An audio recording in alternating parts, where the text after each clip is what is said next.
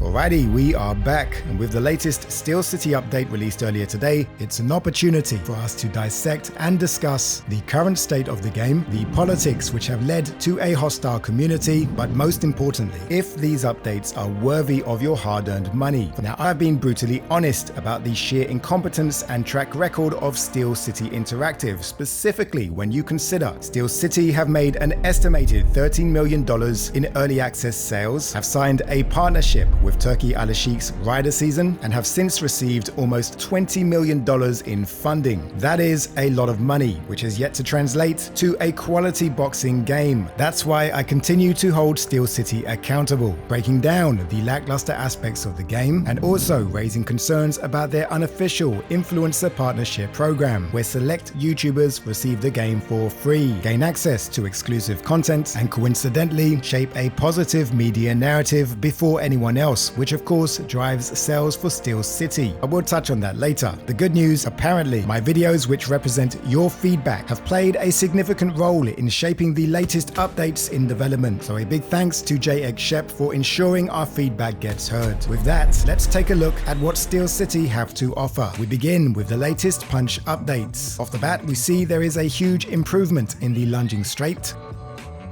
and we finally have a realistic looking overhand. Uppercuts no longer contort and land outside the pocket. The step-in body jab now has a new animation. But outside of that, functionality-wise, it seems the uppercut is the main punch which has been fixed. So let's ask the right questions. We now have the ability to string together tighter and more rapid combinations. However, you're demonstrating this against an AI who in most cases is stationary, and two of your examples show the opponent in a dazed state. The point is, you're not demonstrating this new mechanic in the form of a boxing match. What happens when you have two fighters both throwing strikes at rapid succession? Because as we saw in your update 4 weeks ago, when two fighters go toe-to-toe, it doesn't look great. And let's stay on this rapid punch new feature, because in the current online build, there are certain combinations which put you in a mini stun state. And this is heavily exploited online. In this footage, we see that Porter is not dazed, but he seems to be repeatedly stunned. The same could be said for Dalton Smith here. We need to see how a real player would fight back in this situation, because if he is immobilized, combinations like this are likely to amplify the amount of exploits online. So,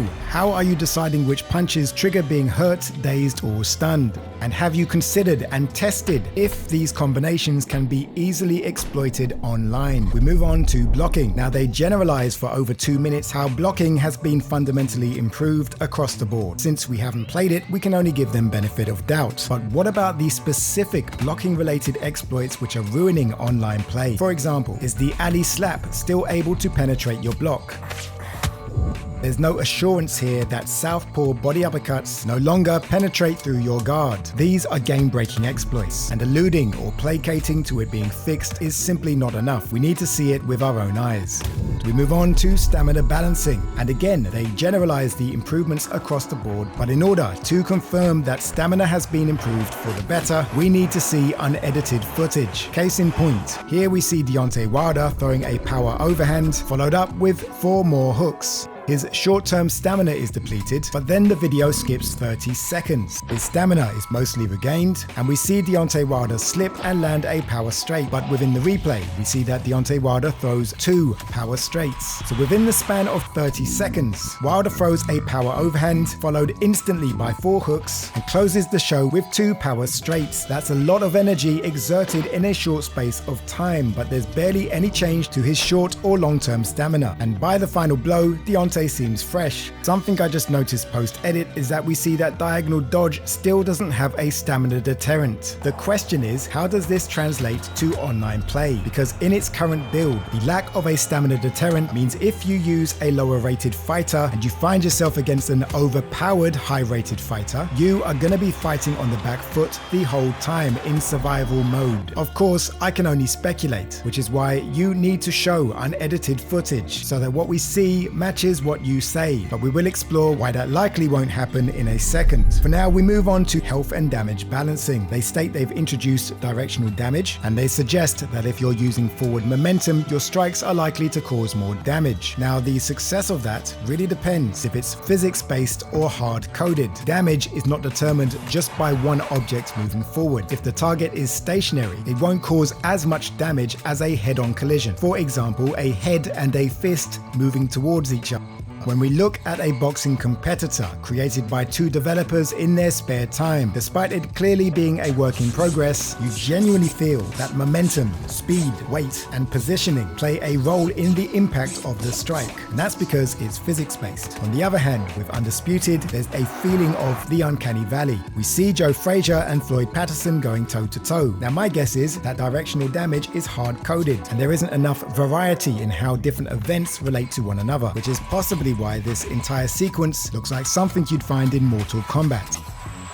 Another example of this would be the slip counter, which Ash Habib confirms its power has been increased. But based on these clips, it's hard to determine if the slip itself acts as a power multiplier, or if it's the collision and momentum of the punch relative to your opponent's head position and their momentum which multiplies the power. Because in some of these instances, the opponent is not getting hit as clean as, for example, this combination from Kell Brook, yet the slip appears to be having more of an effect. If it's the former, then online play will be riddled with players slipping for the sake of generating power. Or maybe I'm completely wrong. This is all guesswork, which brings me to the unfortunate politics. Customers like myself who paid and invested in early access. We are not allowed to receive updates to the game which have been available for over 3 months. So what changed? Currently, we are in pre-order season. These weekly updates are simply pre-order promotions tailored to the casual audience, potential customers. If the community does not have access to the game, we cannot criticize it. Therefore, Steel City control the media narrative. That is only phase 1. Phase 2, it's more than likely that the content creators partnered with Steel City will be given the deluxe edition of the game for free too, most likely before official launch. Many of them will flood the algorithms with hyperbole content like they've done before for their own personal and monetary gain, and the customers buying the game based on their reactions wouldn't have a clue. It's great to see Steel City working on these updates, but the major concern is that you're including new features which are being tested in closed-off betas, yet would highly benefit from being stress-tested by the community. Now, since that's not the case, and to remove all doubt, show us unedited footage going forward. In fact, why don't you show us one online match in full between players non-affiliated with Steel City? I look forward to it. So,